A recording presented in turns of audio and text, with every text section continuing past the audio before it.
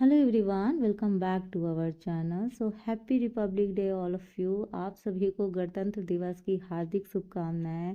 And जो लोग इस वक्त गणतंत्र दिवस मना पा रहे हैं, उसको सेलिब्रेट कर पा रहे हैं बच्चों के साथ, टीचर्स के साथ, सबके साथ, वो बहुत अच्छा मौका है। क्योंकि हम लोग भी जब अपने समय में स्कूल वगैरह के टीचर थे तो वो माहौल इतना अच्छा हो जाता है, सांस्कृतिक प्रोग्राम होते हैं, रैलीज वगैरह निकलती हैं ढोल नगाड़ों के साथ, मतलब ढोल वगैरह बजते हैं, बच्चे वगैरह बजाते हैं, तो वो एक अलग ही एनर्जी आ जाती है। गाने वगैरह होते हैं, हम भी गाते थे उस वक्त। तो आज, क्योंकि आज 26 जनवरी है और ये मौका अभी मेरे पास नहीं है कि मैं स्कूल जाके वो चीज़ सेलिब्रेट कर सकूं। सो यहीं पे बैठे बैठे एक छोटा सा मन कर रहा है गाने का कि क्या है। कर चले हम फिदा जान तन साथियों, अब तुम्हारे हवाले वतन साथियों। चलिए, मैंने आप सभी के साथ सेलिब्रेट कर लिया और आप अच्छे से सेलिब्रेट कीजिए, मिठाइयाँ वगैरह खाइए, लेकिन पढ़ाई भी कीजिए। चलिए स्टार्ट करते क्वेश्चन नंबर पहले से। क्वेश्चन पहला क्या है कि nation first diabetes bio bank establish in Chennai. जो आपका भारत ने चेन्नई में पहला मधुमेह बायो बैंक शुरू किया। डायबिटीज को मधुमेह बोलते हैं। तो मधुमेह में टाइप 1 भी होता है, टाइप 2 होता है। टाइप 2 जो मधुमेह होता है, डायबिटीज होता है, वो ज़्यादा होता है। तो यहाँ पे अगर बात करें तो जो आपका भारतीय चिकित्सा अनुसंधान परिषद यानी आईसीएमआर और मद्रास डायबिटीज रिसर्च फाउंडेशन यानी एमडीआरएफ के बीच, ये दोनों के सहयोग का परिणाम है। जहाँ पे क्या होगा कि डायबिटीज़ के कारण, विभिन्नता और विकारों का क्या किया जाएगा, अध्ययन किया जाएगा और वहाँ से जैविक नमूने एकत्रित कर संसाधित और संग्रहित और वितरित करेगा। ठीक है। नेक्स्ट क्वेश्चन जो रहेगा वो यस बैंक ने मनीष जैन को कार्यकारी निर्देशक नियुक्त किया है। तो यस बैंक ने घोषणा की कि भारतीय रिजर्व बैंक यानी आरबीआई ने जो मनीष जैन है, मैं भी फोटो भी आपको दिखाऊंगी, बैंक के कार्यकारी निर्देशक यानी संपूर्ण समय निर्देशक के रूप में उनकी नियुक्ति को मंजूरी दे दी है। और जो जैन की नियुक्ति 3 वर्षों के लिए यानी 11 दिसंबर 2024 से 10 दिसंबर 2027 तक होगी। तो ये जो जैन हैं, इनकी जो नियुक्ति होगी वो 2027 तक रहेगी। अभी चल रहा है आपका 2025। तो अभी इनका जो हुआ है वो 11 दिसंबर से इनको ज्वाइनिंग हुई है एंड 10 दिसंबर 2027 को ये हट जाएंगे, मतलब तब तक रहेंगे 3 साल के लिए। और यह कदम बैंक के निदेशक मंडल द्वारा पहले किए गए प्रस्ताव के बाद लिया गया है। ठीक है। यहाँ पे अगर बात करें मनीष जैन, जो सितंबर 2023 से यस बैंक से जुड़े हुए हैं, कॉर्पोरेट और होलसेल बैंकिंग में इनका एक्सपीरियंस है। तो एक बार इनकी फ़ोटो देख लीजिए तो आप और अच्छे से समझ जाएंगे। ठीक है, ये हैं मनीष जैन। ठीक है। नेक्स्ट बात करते हैं, भवेश जैन को ट्रांस यूनियन सिविल के एमडी एवं सीईओ के रूप में नियुक्त किया गया। तो पहली बात तो जो ये हैं, इनकी फ़ोटो देख लीजिए, ये हैं भवेश जैन। ठीक है, क्या नाम है? Bhavesh Jain, appointed as MD and CEO TransUnion CIBIL. ठीक है। तो इनकी अगर आपने फ़ोटो देख ली है तो फिर आप इनको भूलेंगे नहीं। तो यहाँ पे अगर बात करें तो भवेश जैन को ट्रांस यूनियन सिविल के एमडी एम सीईओ के रूप में नियुक्त किया गया है और इन्होंने राजेश कुमार का स्थान लिया है। ठीक है, जिन्होंने क्या किया था कि 5 वर्षों तक इस पद पर काम करने के बाद उन्होंने क्या दे दिया था? इस्तीफा। तो ये जो राजेश कुमार हैं, इन्होंने 5 साल तक काम किया, उसके बाद इन्होंने रिज़ाइन कर दिया, इस्तीफा दे दिया। और भवेश जैन जो पिछले 5 वर्षों से ट्रांस यूनियन सिविल में मुख्य राजस्व अधिकारी यानी चीफ रिन्यू ऑफिसर ऑफ के रूप में कार्य कर रहे थे। ठीक है, उनका उस चीज़ में, वित्तीय सेवा में अनुभव भी है। तो ये चीज़ है। ठीक है। अब बात करते हैं, जॉय बांग्ला नहीं होगा बांग्लादेश का राष्ट्रीय नारा। तो जॉय बांग्ला, ये बांग्लादेश का राष्ट्रीय नारा था जो अब नहीं होगा। तो एक्चुअली क्या हुआ था, तो ये जो नारा है, तो बांग्लादेश हाई कोर्ट ने एक आदेश में बांग्लादेश के जो राष्ट्रपिता हैं बंग बंधु शेख मुजीबुर रहमान के लोकप्रिय जय बांग्ला का एक राष्ट्रीय नारा घोषित किया गया था तब। ठीक है, अब यहाँ पे क्या हुआ है कि हाई कोर्ट के 10 मार्च 2020 के फैसले के खिलाफ 2 दिसंबर को सुप्रीम कोर्ट में एक अपील दायर की गई थी, जिसके जो मुख्य न्यायाधीश हैं सैयद रिफात अहमद की अध्यक्षता वाली 4 सदस्यीय पीठ ने आदेश पारित किया। और आदेश में क्या कहा कि राष्ट्रीय नारा सरकार के नीतिगत निर्णय का मामला है और न्यायपालिका इसमें हस्तक्षेप नहीं करेगी।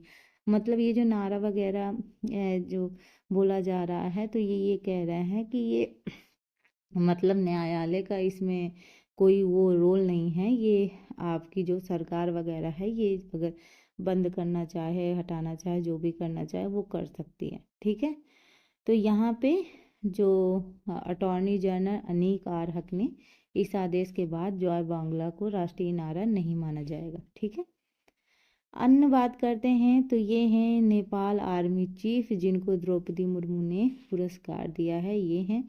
ठीक है, इनके बारे में थोड़ा सा देखते हैं इंपॉर्टेंट चीज़ें क्या है इनके बारे में। तो राष्ट्रपति जो द्रौपदी मुर्मू हैं उन्होंने नेपाल के सेना प्रमुख को मानद जनरल रैंक प्रदान की है। तो यहाँ पे अगर बात करें तो नाम क्या है, अशोक राज सिंहदेल को भारतीय सेना के जनरल की मानद उपाधि से क्या किया गया, सम्मानित किया गया। और यह आयोजन राष्ट्रपति भवन में भारत और नेपाल के बीच 1950 से चले आ रहे आपसी सम्मान और गहरे संबंध को परंपरा को दर्शाता है। ठीक है, तो यहाँ पे नाम याद रखिएगा, जिनको ये उपाधि मिली है अशोक राज सिंहदेल, जो नेपाल के सेना प्रमुख हैं। ठीक है, नेक्स्ट बात करते हैं, ये रहे आपके ट्रंप साहब। तो ट्रंप को पर्सन ऑफ द ईयर का अवार्ड मिला है, मतलब अवार्ड क्या कह रहे हैं, मतलब टाइम मैगजीन ने इन्हें पर्सन ऑफ द ईयर चुना है। तो टाइम मैगजीन ने डोनाल्ड ट्रंप को पर्सन ऑफ द ईयर चुना है। ठीक है, और यहाँ पे यह जो दूसरी बार इस सम्मान को प्राप्त कर रहे हैं, पहली बार भी प्राप्त कर चुके, सेकेंड टाइम प्राप्त कर रहे हैं। और उपराष्ट्रपति कमला हैरिस पर नवंबर 5, 2024 के चुनाव में उनकी ऐतिहासिक वापसी और अमेरिका राष्ट्रपति पद को पुनर्परिभाषित करने की भूमिका को उजागर करता है। तो यहाँ पे एक और न्यूज़ है जो बहुत इम्पोर्टेंट है, वो क्या है, Afridi becomes youngest to achieve 100 wickets in all formats. तो इनकी एक बार आप फोटो देख लीजिए, फिर आप इनको समझ जाएंगे कि ये कौन है। ये शाहीन अफरीदी हैं, जिन्होंने 100 विकेट लेने वाले सबसे युवा गेंदबाज बन गए हैं। ठीक है, तो अब पाकिस्तान की तेज गेंदबाज शाहीन शाह अफरीदी ने विकेट इतिहास में अपनी जगह बना ली है और दक्षिण अफ्रीका के खिलाफ पहले T20 मैच में 100 विकेट का आंकड़ा पार करते हुए सभी तीनों प्रारूप यानी टेस्ट हो, वनडे हो, T20 हो, 100 विकेट लेने वाले सबसे युवा गेंदबाज बनने का इन्होंने मतलब कारनामा किया है, नाम कमाया है, जो भी आप कह दें। ठीक है, नेक्स्ट बात करते हैं QS world university ranking sustainability 2025, यानी अगर बात करें क्यूएस, ठीक है एक second, QS world university ranking यानी IIT दिल्ली फिर बना भारत का नंबर 1 इंस्टीट्यूट। तो क्वाक्वेरेली साइमन यानी QS world university ranking 2025 for sustainability जारी की गई है, जिसमें क्या हुआ है कि Indian institute of technology Delhi यानी IIT दिल्ली ने भारत की सभी यूनिवर्सिटी में क्या किया है, टॉप किया है। ठीक है, और वैश्विक स्तर पर 171वीं रैंक मिली है और इन्वायरमेंट सस्टेनेबिलिटी मीटर में 81.1% अंक हासिल किया है। ठीक है, तो यहाँ पे ये अच्छी उपलब्धि है IIT दिल्ली की।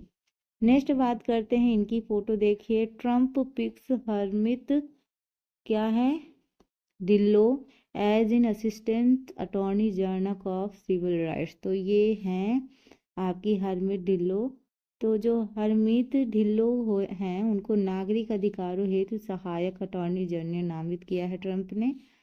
तो ये क्या है कि हरमीत कौर ढिल्लों एक प्रमुख भारतीय अमेरिकी वकील हैं जो अमेरिकी राष्ट्रपति निर्वाचित डोनाल्ड ट्रंप ने न्याय विभाग में नागरिक अधिकारों के सहायक जर्नी मतलब अटॉर्नी जनरल के रूप में उनको नामित किया है। ठीक है, चलिए नेक्स्ट बात करते हैं। It's very very important, Google आपको दिख रहा है और एनसीईआरटी, ये दोनों कोलैबोरेट कर रहे हैं एक साथ, ठीक है, एजुकेशन के लिए। तो गूगल और एनसीईआरटी की हुई साझेदारी 29 भाषाओं में लॉन्च होंगे यूट्यूब चैनल। सो यूट्यूब ने राष्ट्रीय शैक्षिक अनुसंधान और प्रशिक्षण परिषद यानी एनसीईआरटी के साथ साझेदारी की है, जिसमें क्या होगा कि भारत के छात्रों को शैक्षणिक सामग्री उपलब्ध कराई जाएगी और ये साझेदारी कक्षा 1 से 12 तक के छात्रों के लिए विशेष रूप से तैयार किए गए नए यूट्यूब चैनल लॉन्च करने पर केंद्रित होगा। इसके साथ क्या होगा कि YouTube national programme on technology enhanced learning यानी एनपीटीईएल के साथ भी मिलकर प्रमाणित पाठ्यक्रम और आईआईटी प्रमाण पत्र प्राप्त करने के लिए विकल्प भी प्रदान करेगा, यानी प्रमाण पत्र वगैरह भी मिलेंगे। तो ये अच्छा है, मतलब स्टार्टिंग अच्छी है। अगर 1 से 12 तक की अगर स्टडी अच्छे से हो जाती है और आप उस लेवल की स्टडी प्रोवाइड, उस लेवल के मटेरियल्स मिलते हैं ताकि बच्चा आगे पहले से ही सीख सके और फिर इंटर क्वालिफाई करने के बाद ही वो सीधा कुछ ना कुछ काम वगैरह व्यवसाय वगैरह करना स्टार्ट कर। उस तरह देखो, स्कूल में वो जो एजुकेशन दी जाती है वो अच्छी है, लेकिन उसके साथ साथ ऐसी एजुकेशन देनी चाहिए जैसे कुछ सीखे, कुछ वैसा सिखाने टाइप का हो कि आगे जाके उसको काम आए वो चीज़, है ना। तो ये रही आज की इम्पोर्टेंट क्लास। आई होप आप सभी को पसंद आएगी। एंड अगर आपको ये वीडियो अच्छी लगे तो लाइक करें, सब्सक्राइब करें, ज़्यादा से ज़्यादा लोगों को शेयर करें। Thank you for watching.